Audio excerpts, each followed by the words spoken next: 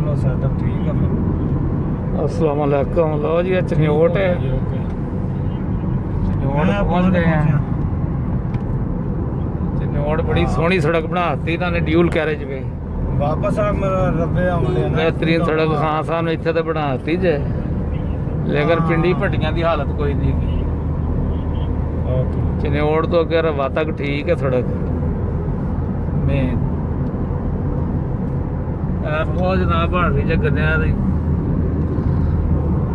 ਉਹ ਪੁਰਾਣਾ ਪੁਲ ਜੇ ਟ੍ਰੇਨ ਦਾ।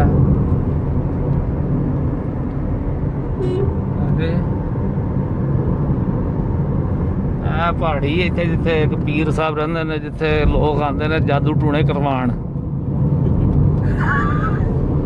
ਇਹ ਉਹੀ ਪਹਾੜੀ ਦਾ ਜਿੱਥੇ ਉਹ ਅਕਸਰ ਲੋਕ ਆਉਂਦੇ ਨੇ ਜਾਦੂ ਟੂਣੇ ਵਾਲੀ। ਇਹ ਪਹਾੜੀ ਤੇ ਪੀਰ ਸਾਹਿਬ ਇੱਕ ਰਹਿੰਦੇ ਨੇ। ਇਹ ਮਸਜਿਦ ਕਿਹੜੀ ਜੀ? ਉਹ ਮੁਸਲਮ ਵਾਦੀ ਅਜ਼ੀਜ਼ ਸ਼ਰੀਫ ਆਉਂਦੇ ਇਹ ਵਾਦੀ ਅਜ਼ੀਜ਼ ਸ਼ਰੀਫ ਦੀ ਮਸਜਿਦ। ਅੱਲਾਹੂ ਵਾਲੇ ਜਿਹੜੇ ਅੱਲਾਹੂ ਵਾਲੇ ਜਿਹੜੇ ਨੇ।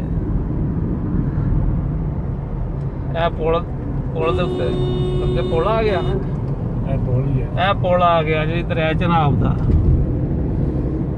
ਇਹ ਦਰਿਆ ਚਨਾਬ ਹੈ ਨਾਲ ਥੱਲੇ। ਇਹ ਰੱਬਾ ਇਹ ਪੁਲ ਹੈ ਦਰਿਆ ਆਪਣਾ ਦਰਿਆ ਚਨਾਬ ਦਾ ਜੀ।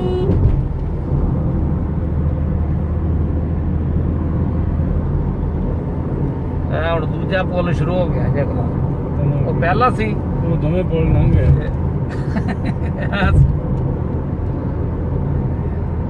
ਦੋਨੋਂ ਪੁਲਾਂ ਦੇ ਦਰਮਿਆਨ ਚ ਸੀ ਨਾ ਵਾਦੀ ਅਜ਼ੀਜ਼ ਸ਼ਰੀਫ ਦੀ ਮਸਜਿਦ ਵਗੈਰਾ। ਲੋ ਜੀ ਇਹ ਪੁਲਾਂ ਤੋਂ ਉਤਰ ਆਏ ਅਸੀਂ ਥੱਲੇ ਰਬੂਆ ਪਹੁੰਚ ਗਏ ਆ। ਇਹ ਉਹ ਜਗ੍ਹਾ ਜਿੱਥੇ ਟਰੱਕ ਚੜ ਗਿਆ ਸੀ ਨਾ ਉੱਤੇ, ਉਹ ਇੱਕ ਸਾਈਡ ਤੇ ਫੁੱਟਪਾਥ ਤੇ। ਇਹ ਟਰੱਕਾਂ ਦੇ ਵਿੱਚ ਘਰ ਹੈ ਸਾਡੀ ਗੱਡੀ। ਇਹ ਟਰੱਕ ਇਹ ਪੁਲਾਂ ਤੋਂ ਅਸੀਂ ਉਤਰੇ ਆ, ਰਬੂਆ ਪਹੁੰਚ ਗਏ ਆਪਣਾ ਨਾ। ਉਹ ਕਿਹੜਾ ਚੌਕ ਸੀ? ਅੰਬੈਸੀ ਚੌਕ। ਬਸ ਅੰਬੈਸੀ ਚੌਕ ਦੇ ਕੋਲ।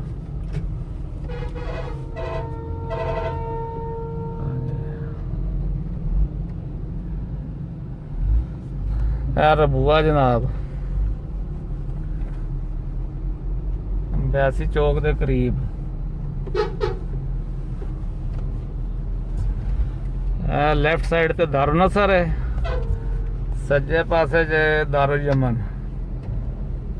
ਇਹ ਦਾਰੂ ਯਮਨ ਦਾ ਇੱਧਰ ਇਲਾਕਾ ਸਾਰਾ।